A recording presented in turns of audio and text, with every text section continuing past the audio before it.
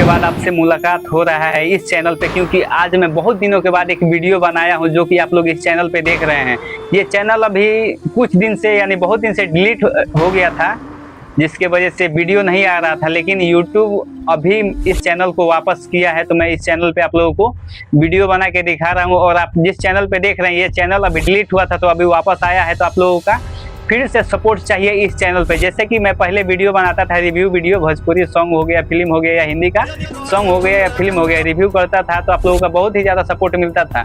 लेकिन अभी आप लोगों का फिर से एक बार सपोर्ट दिखाना होगा, क्योंकि मेरा चैनल अभी जिस पे आप लोग इस वीडियो को देख रहे हैं फ्रीज हो चुका है, यानी फिर से अभी इसको ग्रो करवाना पड़ेगा। वो आप लोगों को ही करना पड़ेगा, क्योंकि आप लोग अगर मेरे वीडियो को देखेंगे तभी कुछ हो पाएगा। और आप लोग कमेंट कर सकते हैं कि आप लोगों को कैसा वीडियो चाहिए, वैसा वीडियो मैं आप लोगों को बना के दूंगा बिल्कुल। तो आप लोग ट्रस्ट करिए और इस चैनल को थोड़ा सपोर्ट करिए।